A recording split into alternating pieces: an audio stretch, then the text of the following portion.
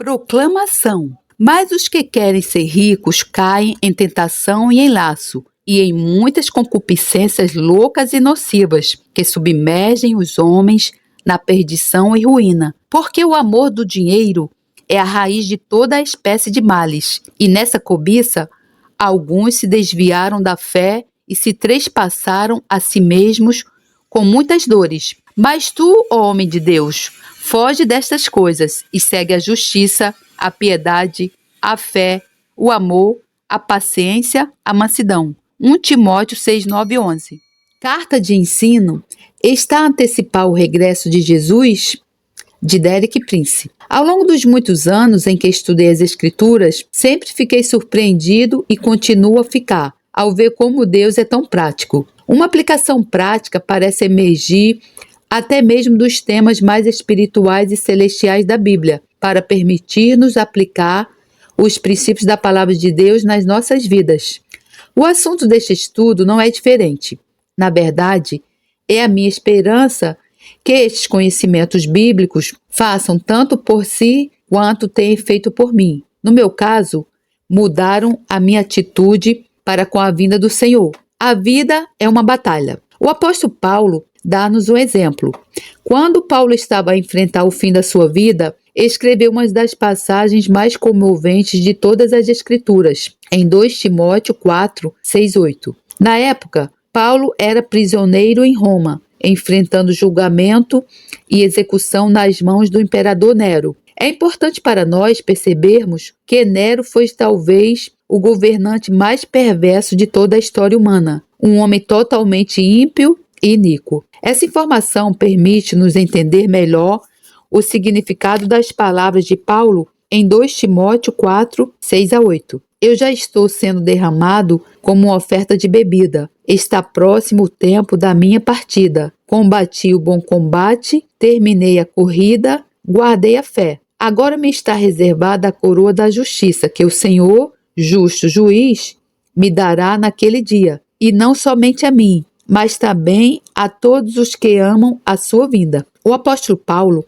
estava envelhecido e um pouco enfermo. Enfrentava condições de inverno e estava com frio na prisão úmida. Não tinha roupas suficientes. Sabemos disso porque ele enviou uma mensagem urgente a Timóteo para trazer um manto com ele quando viesse. Além disso, Paulo estava completamente sozinho. A maioria dos seus amigos abandonaram-no. Pelos padrões do mundo, a vida de Paulo estava a terminar em completo fracasso. No entanto, ele sabia que o padrão de sucesso do mundo não é o padrão supremo. É por isso que, enquanto Paulo enfrenta o fim da vida, não há sequer um indício de derrota ou arrependimento em qualquer parte desta epístola. Em vez disso, ele declara triunfalmente: combati o bom combate, terminei a corrida, guardei a fé. 2 Timóteo 4, 7. O padrão de sucesso do mundo não é o padrão supremo. Durante 2000 anos, essas palavras deram aos cristãos, através dos tempos, muita força, coragem e determinação para perseverar até o fim. Cada declaração está em grego no tempo perfeito. Está feito, está completo. Uma coisa é clara: se quiser terminar a sua corrida e quiser guardar a fé, terá de combater o combate. O conflito é um aspecto importante da nossa vida cristã. Já disse muitas vezes que acho que se pode chegar ao céu sem teologia. Não tenho a certeza se chegará lá sem coragem. Chegar ao fim da vida em vitória é mais um teste do seu caráter do que seu intelecto. Tendo falado do presente e refletido sobre o passado, o apóstolo Paulo volta a sua atenção para o futuro, para a eternidade. Paulo começa o versículo 8 de 2 Timóteo com essas palavras: agora me está reservada a coroa da justiça. 2 Timóteo 4:8. A palavra que Paulo usa no versículo 8 é uma referência aos Jogos Olímpicos daqueles dias. Esse tipo de coroa era uma coroa de louros, apenas um simples raminho de louro, que era colocado sobre a testa daquele que tinha vencido uma competição, muito semelhante em natureza às medalhas de ouro dos Jogos Olímpicos de hoje. Então, de certa forma, se quisesse modernizar a afirmação de Paulo, ele estaria a dizer: a partir de agora, espero a minha medalha de ouro, porque ganhei a minha competição. Depois desse pensamento inicial, Paulo continua no versículo 8, introduzindo uma perspectiva muito importante para nós quando diz: agora me está reservada a coroa da justiça, que o Senhor, justo juiz, me dará naquele dia. Observe a ênfase de Paulo de que o Senhor é o justo juiz. Por que Paulo chamou a atenção para esse fato? Porque ele estava perante Nero, um juiz muito injusto, que lhe deu uma sentença muito injusta e cruel. Mas Paulo estava ansioso por outro julgamento, onde receberia uma coroa de justiça. De fato, Paulo dizia: Nero não tem a última palavra. Há mais um julgamento para vir que será totalmente reto e justo. Será diante do Senhor, o justo juiz. Uma comunidade com um desejo profundo. No contexto de uma vida derramada no presente, uma conclusão de propósito no passado e a recompensa antecipada no seu futuro. Paulo chega à frase que tão profundamente me agarrou ao longo dos anos. O Senhor, justo juiz, me dará aquele dia, e não somente a mim, mas também a todos aqueles que têm amado a sua vinda. 2 Timóteo 4:8. Como pode ver, a SBB traduz este versículo como todos aqueles que têm amado a sua vinda. Essa é uma tradução exata, mas a Nova Versão Transformadora diz: com grande expectativa, aguardam a sua vinda.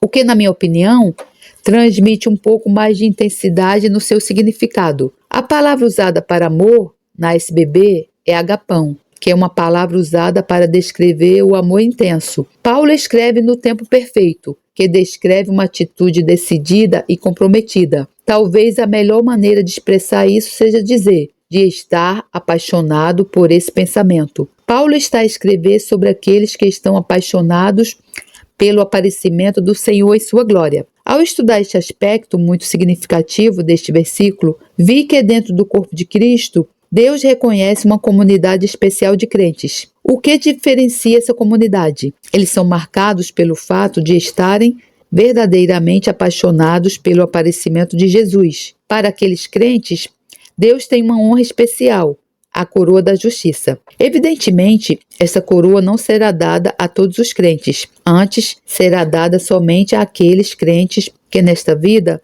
amaram ou ansiaram o regresso do Senhor Jesus. É como se Deus olhasse para todo o corpo de Cristo e dissesse: aí há uma irmã que anseia pela minha aparição. Aí há um irmão que anseia pela minha aparição.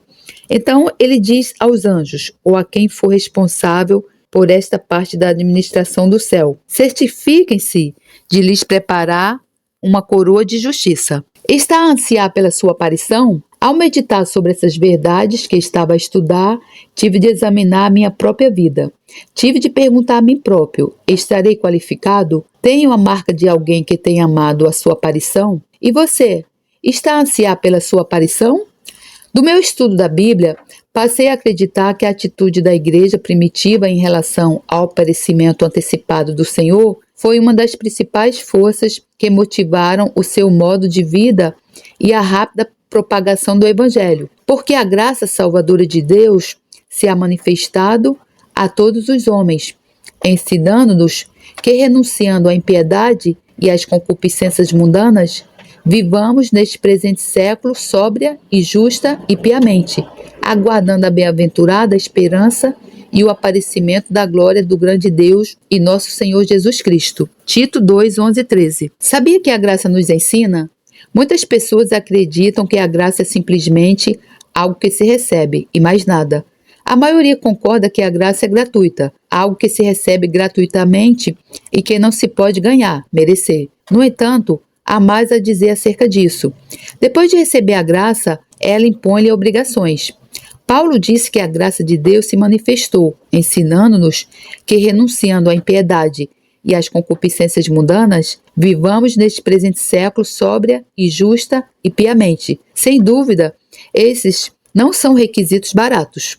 Chamado para ser diferente. A graça ensina-nos como devemos viver. Claramente, não devemos estar a viver como as pessoas deste mundo. Nós devemos viver de uma maneira totalmente diferente. No entanto, não tenho a certeza de que a maioria das pessoas de Deus viva vidas distintas daquelas que as cercam. A graça ensina-nos como devemos viver. Qual é a motivação real para um cristão viver uma vida distintamente diferente do mundo? Creio que Paulo responda a essa pergunta no versículo 13 de Tito 2. aguardando a bem-aventurada esperança e o aparecimento da glória do grande Deus e nosso Senhor Jesus Cristo. O que Paulo descreve na frase acima é a motivação para a maneira como vivemos. É uma antecipação ativa da vinda do Senhor. Onde quer que a igreja não esteja a viver nessa expectativa, os seus padrões de santidade estarão sempre abaixo daqueles do Novo Testamento. De alguma forma, perdemos essa motivação. Quando Jesus voltar, a quem aparecerá? Aqueles que esperam ansiosamente por ele. Você e eu devemos perguntar-nos se estamos na categoria daqueles que estão à espera ansiosamente. O registro do Novo Testamento é muito claro. A ansiosa antecipação do regresso do Senhor é uma motivação fundamental para a vida piedosa. A ansiosa antecipação do regresso do Senhor é uma motivação fundamental para a vida piedosa. Uma oração. Senhor, quero confirmar que quero que faça uma mudança no meu coração. Peço-lhe que me ajude, pelo poder do seu Espírito Santo, a ser aquele que é marcado por um anseio pela sua aparição. Enche o meu coração continuamente com esse desejo. Eu oro. Em nome de Jesus, amém. Questões para refletir. 1. Em 2 Timóteo 4:7, o apóstolo Paulo escreveu: combati o bom combate, terminei a corrida, guardei a fé. Se refletir sobre a sua vida e a sua fé, o que é que essas palavras significam para si? 2. Paulo sabia que um dia seria julgado por Deus. Esse pensamento não parecia assustá-lo. Na verdade, ele estava ansioso pelo momento em que Deus o recompensaria. Que sentimentos e pensamentos vêm à sua mente quando pensa no fato de que o Senhor também irá julgá-lo? 3. A graça e a lei estão em oposição. O que significa para si que é a graça que ensina a viver? 4. A antecipação ativa do regresso de Jesus é a principal motivação para a forma como vivemos. Concorda? Que impacto isso tem na sua vida? Glórias a Deus, louvado seja o meu Senhor, que a graça do Senhor Jesus Cristo, o amor de Deus e a comunhão do Santo Espírito estejam com todos vocês. Amém.